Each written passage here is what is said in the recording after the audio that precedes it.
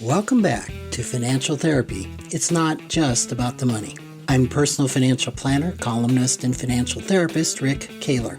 Research tells us that 90% of all financial decisions are made emotionally, not logically. For nearly 4 decades, I've been helping people make better money decisions. So what makes my financial worldview different from most financial experts? I blend the nuts and bolts of financial advice with the emotions that drive making them. Good money decisions are not just about the money. So let's get started with today's episode. Welcome back to another edition, and I am really thrilled to have Emily Shull with us. I met Emily at an FTA meeting, right? Yes, the Financial Therapy Association conference in 2023. Yes, and I was so excited to discover that Emily is also an IFS therapist. And there's there's just not a whole lot of financial therapists that also embrace IFS. And so I was able to get to know Emily a little bit better when I was over in Amsterdam. We had a wonderful conversation, and she has introduced something to me called memory reconsolidation. And we're going to learn all about it today. So, Emily, just tell us a little bit about your story. What landed you in being a financial therapist and your interest in IFS? Yeah, okay. Well, I guess that goes back to about 2015 or so. And at that time, I had always had an interest in financial planning, always an interest in money and personal finance, and always had an interest in personal development. And I never realized that the two were connected. And I certainly never imagined that I'd be working in this field with at the intersection a couple years later.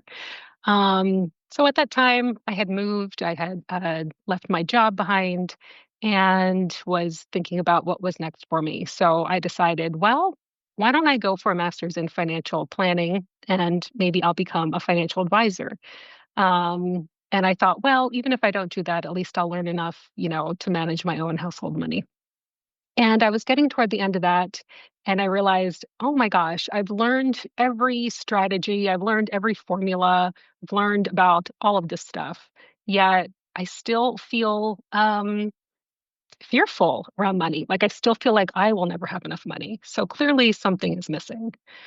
And I also realized that a lot of my classmates, some of them were career changers like me, but others were actually financial professionals, some CFPs in the room.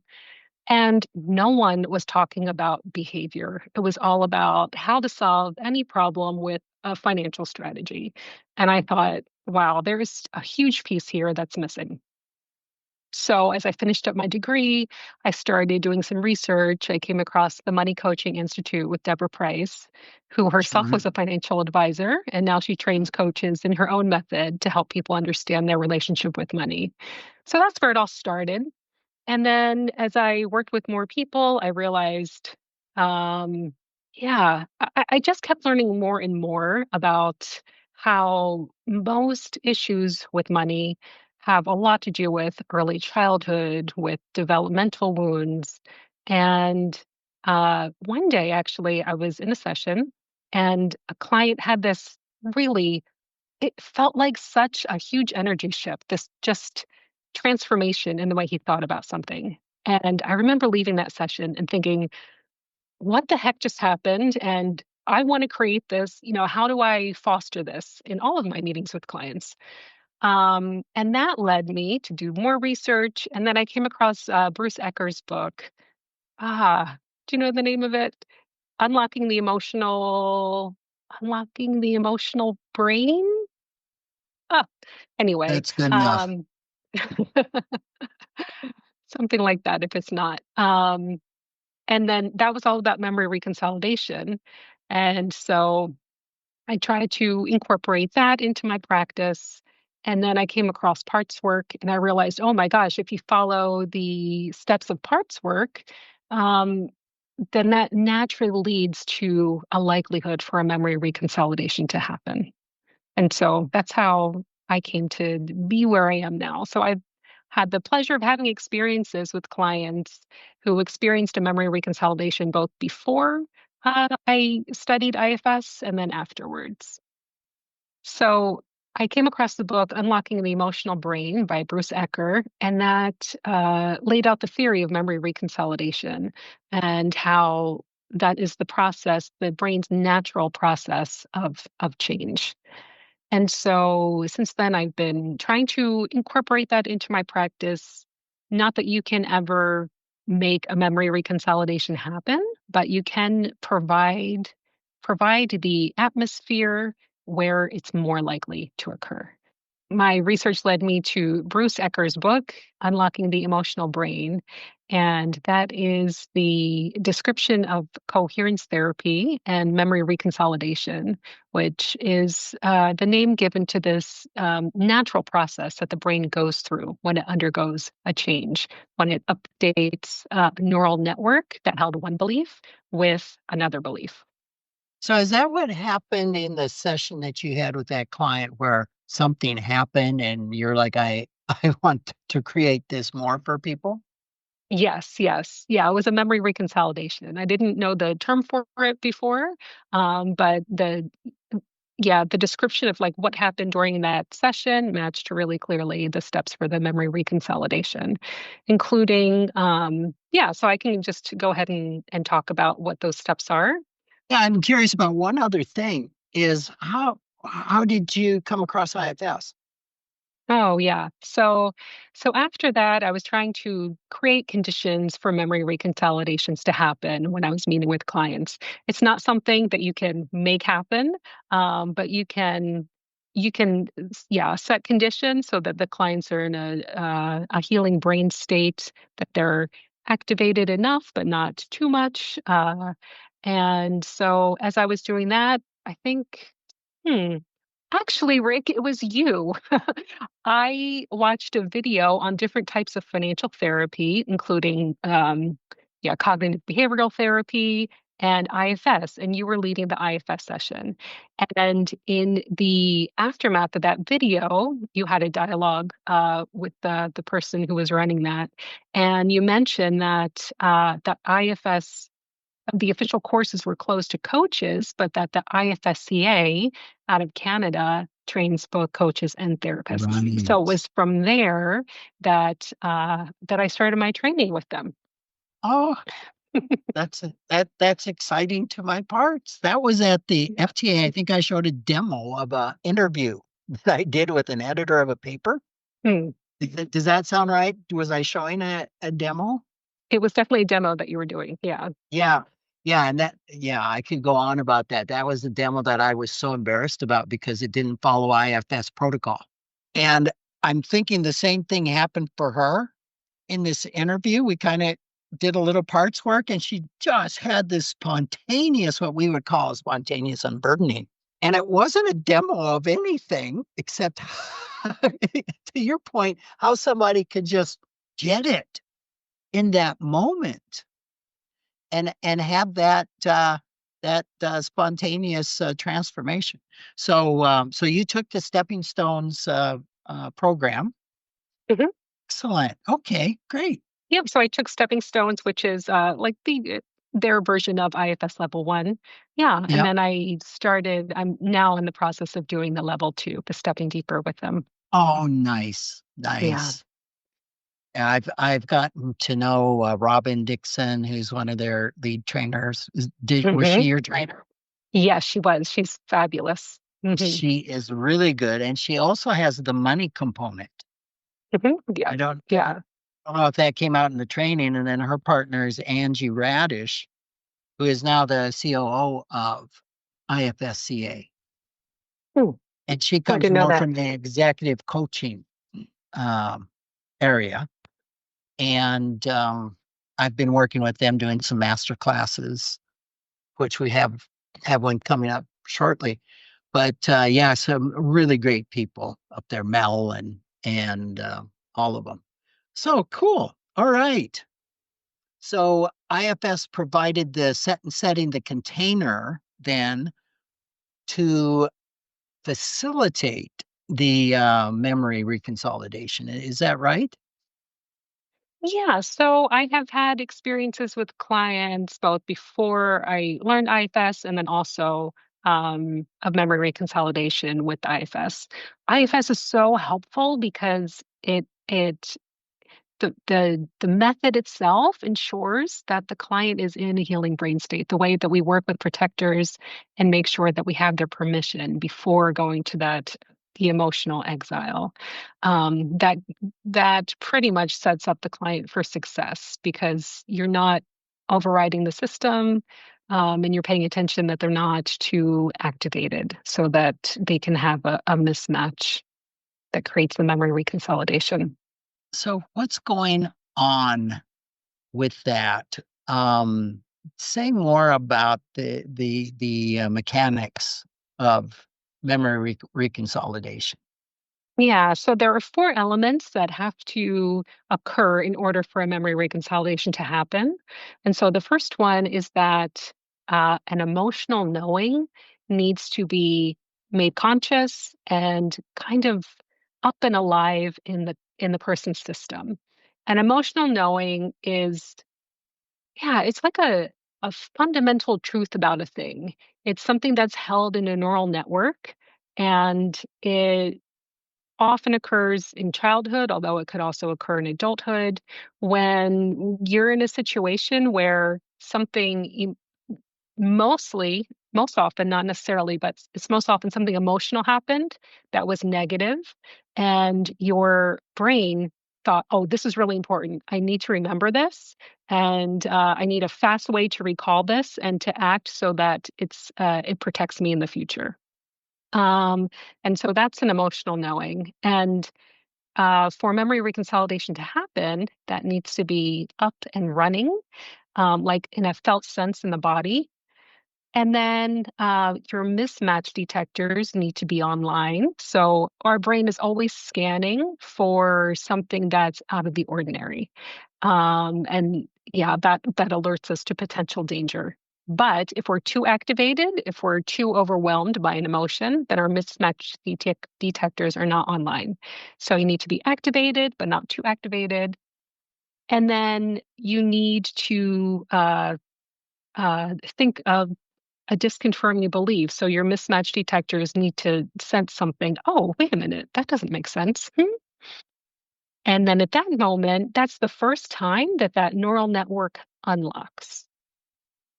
And so for memory reconsolidation to happen, that mismatch needs to be repeated at least one more time. And that's the really interesting part of doing that through IFS, because you and I have talked about this before, that in IFS, you don't necessarily repeat the mismatch. And so you really have to be conscious as a therapist or a coach to try to find ways uh, to make that rematch, the mismatch known if it's not, because sometimes in IFS, the client experiences that internally, and so we don't even know what the mismatch is. But there are ways to get to that. So the four things are there has to be an emotional knowing. The second I might have missed is that the mismatch detectors. That's right. Yep, the mismatch detectors need to be online. Yeah, Okay, they need to be and functioning. then you've got to discover a belief. I can't even read Mhm. my own writing. Yeah, so just confirming belief. So a belief Just that confirming. Okay, is contrary to the original emotional knowing. and then it needs to be repeated. Yes. Yeah. The first time unlocks the neural network so that new information can come through. And so the second time, when it's repeated or when it's thought of in the brain again, then then that goes into the neural network so that when it closes on its own in about 4 hours after this happens, the neural network closes, and then And then the new disconfirming belief is matched instead of the old one. So that means the behavior no longer presents itself. So I think it would be helpful to have an example of all of this. Yeah, We've been well, speaking you read so my mind. abstractly. So Absolutely. the first time this happened, I was working with a client, and it turned out in his money history, something that I noticed and he noticed was that whenever things were tight financially, whenever there was a problem or things were just very tight, he would not tell anyone about that, even though his parents were in a position to help him financially. And then later on, he was engaged and he still wouldn't tell his fiance if there was a problem. And so we talked about this, and I was trying to understand if he knew where this was coming from, and he didn't. Um, and then it turned out he had filled out a money history, which I do with my clients when I work with them. And it was right there. He'd actually written it down that when he was 11, he had a younger brother who was sick with cancer. And when he was 11, he realized how much money his parents needed to spend for his brother's treatment. And he decided in that moment to try to be financially independent as possible. And when I brought this to his attention, his eyes he kind of like froze for a moment. And then his eyes were darting back and forth. And he thought, oh, I never put those two together. And so for him, the emotional knowing was probably something like, if if uh if my parents give me money, if I'm not financially independent, then uh, then my brother could die. If I'm taking from my parents or from someone else, then my brother will have less. He can die. He won't get his treatments. And the disconfirming knowing was, oh my goodness, well, unfortunately, his brother had died a year after that. Like, oh my gosh, my brother died a long time ago. This actually doesn't make any sense anymore. And in fact, it can be a hindrance to my relationship. Um, yeah, so that's an example of an emotional knowing, the mismatch. Oh, this doesn't make any sense anymore. And then, um, so I didn't know at the time that you had to repeat this more than once. But I think just in the process of he and I talking this through, he just naturally had that back and forth in his brain, and it lasted. Yeah, 2 weeks later, we met again, and he said, I have to tell you, I checked my balance. He was a graduate student at the time. I checked my student loan, or no, I checked my bank balance. My student loan hadn't come in, and I was in the red. And I called my fiance and I let her know. And before, he never would have. He never would have shared that. Wow. Wow. Yeah. That is such a powerful example of so many things. But it's I call it connecting the dots. That's the emotional knowing Mhm. of where he and how often that happens. I mean, you and I see this all the time. That sitting in the facilitator's chair, it seems pretty obvious of the connection and how impactful that is when the client discovers that information. And I mean, I've done it in my own therapy. hmm Yeah, that raises two really important points. The first, that this cannot be done on a cognitive level. That's why the first requirement for memory reconsolidation to happen is the memory, the knowing has to be up and alive in the person's system. It can't just be up here, just a knowing, because he knew that. He wrote it down on a piece of paper. He was aware of that memory, and it did nothing because his mismatch detectors were not online. You have to feel it in the moment. Oh yeah, I felt that when I read that to him. He felt that, oh my gosh, yes. I remember that feeling of, oh, I don't want to take from my brother. He could be in danger if I do this. So that, and if he was feeling that too much in the moment, then his mismatch detectors would not have been online, and so he wouldn't have discovered the disconfirming belief. So So it's a in very, there's like IFS is science of it. is that the mismatch detectors being online, well, and the emotional knowing tied to the witnessing when we uh, go in and body a part, do all of the emotional work somatically to be in touch with the part, Yes, absolutely. Yeah. and Yep. that So when, sets up the emotional knowing versus the cognitive. I mean, my yes. my therapist will tell me all the time, "All right, let's slow it down."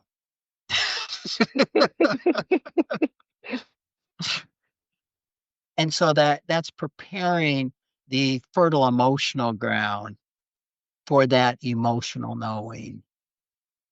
Yeah, and that's why IFS is so good for this because when it's embodied, either a sensation, for example, a sensation in the belly, or maybe a client experiences it metaphorically, they see an image, or some other sensation. Yeah, that activates this. Yeah, that activates the juices. Then the discerning belief, let me make sure I get this right in this case, is that, oh, I've got to, it's not okay for me not to have money. I've got, or to let anybody know I have a money problem because in some ways my brother's going to die. Um, through uh, realizing in that moment, oh, I'm not with my brother anymore. My brother has died. I am an adult. And I don't know that this is what went on. Other adults talk about money. I know this has happened with myself. Other people say, "Yeah, I'm having a money problem," and it doesn't seem to be much shame around it. How that's possible? Yeah, and that brings up another good point, actually, Rick, which is that the disconfirming belief needs to be subjective to the client. They need to think that this disconfirms their emotional knowing. And as a coach or therapist, we might think, oh, I've got it. We might offer one to them. But then it doesn't land and nothing changes because it doesn't ring true for them. It has to ring true for them. That is so good, and it brings up something I'm playing with that I'm wondering if it's possible, which is bringing up to the client what the disconcerting belief would be in rescripting money scripts. Because what we say is every money script has three modifications. Every money script is true in some circumstances, completely false in other circumstances. And it's when I discover, oh, um, um, money is power, and then I'm presented or I present myself with something that, well, money, quite frankly, money can end up being very weak. Money can end up being powerless. And to your point, it's so much more powerful when I stumble across that in that place than if it's told to me. Yeah, it simply won't work if it's just cognitive, if you're not feeling oh yes, that that is the opposite of what I was thinking. Yeah. We used to do something, this is before IFS days, in workshops where we'd have a person sit in the middle of about 8 different people. And they would take turns sitting in the middle stating their money script. They'd state their money script. And then their job was to shut up for the next 2 minutes. And people would write on cards um, the opposite or other modifications of that money script. They would say them out loud and then give them the card. And at the end of that 2 minutes or so, they'd probably have 12 different cards with all sorts of modifications of that money script. In some cases, it landed. There may have been one of those that might have landed that they would have never thought of. And in some cases, I don't think a thing happened. And um, I'm wondering if the emotional soil could be right to maybe hear somebody talk about something and it land in that really precious space. I don't know. Yeah, I'm sure that was definitely an opportunity for a memory reconciliation to happen. Yeah, if that person felt like, oh, yeah, oh, that's true. That's true for me. Yeah. And I can also imagine that many of them, most of them would not have landed. That was the reason we told them they couldn't talk. Was just sit with it because we didn't frame it in IFS terminology at that time, but the protectors are not going to like this.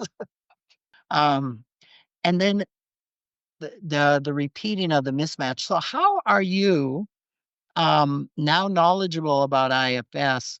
Have you changed anything in your witnessing sessions when a client is in this space? Yes, so I make a point now to go back, especially if I'm not sure what happened, which is often the case in IFS. And things can happen pretty quickly with you got different parts going on. All of a sudden, you know that there's a change and the client is reporting a change, but you don't know what happened where. Um, so now I ask the client to go back. Okay, initially this part was thinking this. And then just walk me through and just ask them to walk through the steps. What happened next? Oh, and what did you realize then? And then help the client really get clear on the sequence of what happened. And then from there, you'll have an idea of what was the emotional knowing and then what was the mismatch. And then you can ask them just to go back and forth between, okay, the little girl thought this when she was at the table with the grown-ups. And then all of a sudden she realized, oh, it wasn't about me, it was about them. All right, so go back to the little girl at the table. She was thinking this. Okay. And then go back and she realized, oh, it's not about me, it's about them. And you can even ask them to hold the images in two hands and just go back and forth, back and forth. So that's Nice. one way to do it. You don't even need to know what the emotional knowing is. Um, if it comes from two parts, so sometimes that happens, it's one part and then another part holds a different knowing. You can just go back and forth. Okay. And what does this part know? All right. And what does this part know? And if you want to add something really cool to that, I learned something called spatial play, where you ask the client especially if it's located in their body. This is really cool. So, oh, you had that burning sensation in your belly, that knows something. Okay, act as if you can shrink yourself down, be there with that burning, and then turn and look up at that frozen shoulder. And what happens? What happens in the belly when you see that frozen shoulder? That frozen shoulder holds this other knowing. Oh, okay. Wow. Okay. Now go to the shoulder and then look down at your belly and what happens in the shoulder? Oh, okay. And then go back and forth. And that activates a certain part of the brain, which I I don't know enough about it to go into detail, but it really works to help solidify the mismatch and the memory reconsolidation. Those are some super helpful things, especially for any coaches, therapists, IFS folks listening to this that can that's great fodder for rethinking that process. And Yeah, yeah, if I may, just one other quick tip I can give is to have a really handy short shared language with the client on the parts. And I'm really guilty about this. I like to call things like very literal things. But I find that I saw one therapist do this with clients, and she would just always ask, and if that sensation had a color, what would it be? And the clients almost always can answer that very quickly. And it's so helpful. Okay, and the yellow? And what happens with the yellow when you say that? Okay, and what happens to the purple? So it's a really easy way to go quickly back and forth to repeat the mismatch. oh, that's nice because that really anchors on the part. Yes, Is yes. And instead sensation of I'm getting. describing it, I end up like describing it in too many words, the parts. And this allows you to go much quicker Oh, nice. and more fluidly. Yeah. Wow. That's something I've never come across in my IFS training. Emily, I think unfortunately we're out of time. And the listeners don't know this, but we had all sorts of technical difficulties. The internet gods were not with us the first part of this. I so much appreciate you sharing your knowledge with us. Where can people find you or get in touch with you? Yeah, they can find me on my website, myselfandmoney.com, and they can reach out to me there. Great. And you work with people all over the world, right? I do. Yeah. So I'm American, but I'm based in the Netherlands. And so I work with Americans coast to coast and also with people in Europe. Nice. Yeah, I don't know that we mentioned that. Yeah, we did, because I said I was in Amsterdam and we got together. So, okay, well, thank you so much. This has been so rich and something I'll be chewing on for a little while. Thanks for joining me, Rick Kaler, for another episode of Financial Therapy. It's not just about the money. This is where I combine the nuts and bolts of financial advice with the emotions that drive making them. Remember, every financial behavior, whether it appears illogical to you or others, makes perfect sense when we understand the underlying beliefs, feelings, and thoughts. Sign up for my weekly blog at financialawakenings.com. I hope you'll join me again for our next episode.